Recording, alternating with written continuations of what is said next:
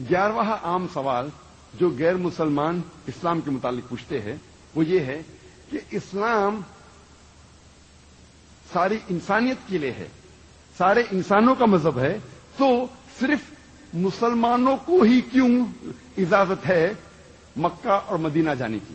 اگر یہ دین، اگر یہ مذہب سارے انسانوں کے لیے ہے تو صرف مسلمانوں کو ہی کیوں جانے کی اجازت ہے مکہ اور مدینہ میں؟ اس کا جواب ہے کہ ہر ملک میں کچھ علاقے ایسے ہوتے ہیں جو پروہیبٹڈ ہوتے ہیں، جس کے اندر جانے کی اجازت نہیں۔ مثال کے طور پہ کچھ علاقے ہوتے ہیں جسے کہتے ہیں کینٹونمنٹ ایریا۔ کینٹونمنٹ ایریا مطلب صرف ملٹری کی لوگ وہاں جا سکتے ہیں، وہ لوگ جو دیش کی حفاظت کرنے کے لیے جان دینے کو تیار ہے، صرف وہ لوگ کو اس علاقے میں جانے کی اجازت ہے۔ حالانکہ میں ہندوستانی ہوں، میں یہ نہیں کہہ سکتا ہوں کیونکہ میں ہندوستانی ہوں، میں اس دیش، اس ملک کا ناگرک ہوں، مجھے کینٹونمنٹ میں ایریا میں جانا ہے۔ میں سٹیزن ہوں انڈیا کا ناگرک ہوں، لیکن میں ہندوستان میں کہیں بھی جا سکتا ہوں، لیکن کینٹونمنٹ ایریا میں جانے کی اجازت نہیں ہے۔ اسی طریقے سے مکہ اور مدینہ اسلام کا کینٹونمنٹ ایریا ہے۔ اس کینٹونمنٹ ایریا میں مکہ اور مدینہ میں صرف وہ انسان جا سکتے ہیں جو اسلام کی حفاظت کرنے کے لیے جان دینے کو تیار ہے۔ مکہ اور مدینہ ہمارا کینٹونمنٹ ایریا ہے۔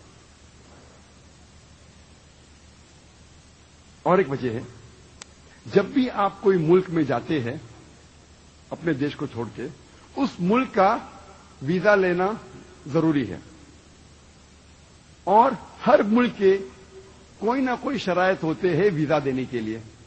مثال کے طور پہ جب میں سنگاپور گیا تھا کئی سال پہلے، اور ابھی چند مہینے پہلے گیا تھا، سنگاپور کے امیگریشن فارم پہ لکھا تھا ڈیتھ ٹو ڈرگ ٹریفکرز۔ اگر آپ ڈرگز کے ساتھ پکڑے گئے تو سزائے موت۔ میں یہ نہیں کہہ سکتا ہوں سزائے موت بہت غلط سزا ہے، میں اس میں نہیں مانتا ہوں۔ اگر نہیں مانتے تو آپ سنگاپور میں نہیں جا سکتے۔ اگر سنگاپور میں جانا ہے، ایک شرط ان کی ہے باقی شرطوں میں کہ ڈیتھ ٹو ڈرگ ٹریفکرز۔ اگر آپ ڈرگ کے ساتھ پکڑے گئے آپ کو سزائے موت۔ آپ کو پسند ہے تو جائیے، نہیں تو مت جائیے۔ ہر ملک میں جانے کے پہلے ویزا چاہیے، اور ویزا کے کئی شرائط ہوتے ہیں، اور سب سے اہم شرط مکہ اور مدینہ میں جانے کی ہے کہ وہ انسان اپنے زبان سے کہے لا الہ الا اللہ محمد رسول اللہ، اللہ کے علاوہ کوئی معبود نہیں، اور محمد صلی اللہ علیہ وسلم اس کے آخری پیغمبر اور بندے ہیں۔ اگر کوئی بھی انسان اس شرط کو مانتا ہے، یہ سب سے اہم شرط ہے مکہ اور مدینہ کا ویزا ملنے کے لیے۔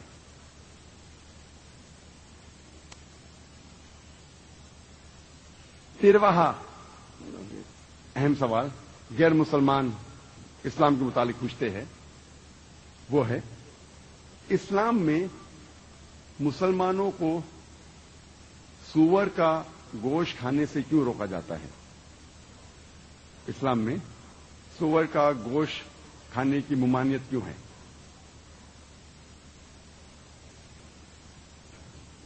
قرآن مجید میں 4 مرتبہ کہا گیا ہے۔ سورہ بقرہ میں سورہ نمبر 2 آیت نمبر 173، سورہ مائدہ سورہ نمبر 5 آیت نمبر 3، سورہ انعام سورہ نمبر 6 آیت نمبر 145، اور سورہ نحل سورہ نمبر 16 آیت نمبر 115 میں حرمت علیکم المیتۃ والدم ولحم الخنزیر وما اہل لغیر اللہ بہ، آپ کے لیے حرام ہے مرا ہوا گوشت، خون، خنزیر کا گوشت، پوک، اور وہ کھانا جس پر اللہ کے علاوہ کسی اور کا نام لیا گیا ہے۔ غیر اللہ کا نام اگر کوئی کھانے پہ لیا جاتا ہے تو آپ کے لیے حرام ہے۔ یہ ممانعت صرف اسلام میں نہیں ہے، اور بھی کئی مذاہب میں ہے۔ اگر آپ بائبل پڑھیں گے جو عیسائی مذہب کی اہم کتاب ہے، बाइबल में लिखा है बुक ऑफ लेविटिकस में चैप्टर नंबर 11, चैप्टर नंबर 11, वर्ष नंबर 7 और 8 में, the swine, the pig, it has cloven hooves, and though it chews its cud, it's unclean for you. Thou shalt not eat its flesh, nor touch its carcass. It's unclean for you. Leviticus, book of Leviticus में chapter number 11, वर्ष number 7 और 8 में कहा गया है कि सूअर के पैर जो क्लोवन है, it choose not it cuts, वो आपके लिए गलीज है, आप उसका गोश्त मत खाओ और उसका ढांचा और उसके बोन्स, उसके ढांचे को आप हाथ भी मत लगाओ। यही पैगाम फिर से दोहराया गया है बुक ऑफ डिट्रोनॉमी में चैप्टर नंबर 14, वर्ष नंबर 8 में, द स्वाइन दो it has क्लूवन foot, it choose not the कड, it's unclean for you, thou shalt not eat its flesh, nor touch its carcass. इस सूअर के पैर क्लोवन है और ये आपके लिए गलीज है, ना आप उसका गोश्त खाएंगे, ना आप उनकी हड्डियों को हाथ लगाएंगे, ना उसके ढांचे को हाथ लगाएंगे। ये पैगाम फिर से दोहराया गया है बुक ऑफ आइजाया में चैप्टर नंबर 65, वर्ष नंबर 2 और 5 में। कई जगह बाइबल में लिखा है कि सूअर का गोश्त खाना हराम है। सिर्फ बाइबल में ही नहीं, जब आप हिंदू मजहब की किताब को पढ़ते हैं, हिंदू मजहब की किताब में भी लिखा है, मनुस्मृति में लिखा है चैप्टर नंबर 5 में कि एक ब्राह्मण है, ट्वाइस बॉर्न, एक ब्राह्मण है, वो कभी भी मशरूम, सूअर या गार्लिक या मुर्गा ये कभी भी नहीं खाएगा। उसके आगे लिखा है कि भनवाशन उपनिषद में कि कोई भी अगर हराम गोश्त को बेचता है, जिसके माने सूअर का गोश्त, आप उसके हाथ या पैर को काटो। कुरान या हदीस में कहीं भी नहीं लिखा है कि कोई अगर सूअर का गोश्त बेचता है तो उसके हाथ या पैर को काटना चाहिए, लेकिन ये हिंदू मजहब में है। अभी हम देखेंगे, कोशिश करेंगे मंतिक के जरिए, लॉजिक और साइंस के जरिए जानने के लिए कि अल्लाह सुब्हाना व तआला ने खंजीर का गोश्त, सूअर का गोश्त खाने से क्यों हमें रोका है। आज की साइंस ये कहती है कि खंजीर खाने से, सूअर का गोश्त खाने से तकरीबन 70 से ज्यादा बीमारी आपको हो सकती है। मिसाल के तौर पे pin worm, round worm, hook worm, कई वर्म्स है जो आपको हो सकते हैं सूअर के गोश्त खाने से। और सबसे खतरनाक जो हेलमिंथ है, जो बीमारी है, वो टीनिया सोलियम, जिसे आम लोग कहते हैं टेप वर्म। और ये टेप वर्म जो है काफी लंबा होता है, 20 से 30 फीट, और मात्रा में रहता है।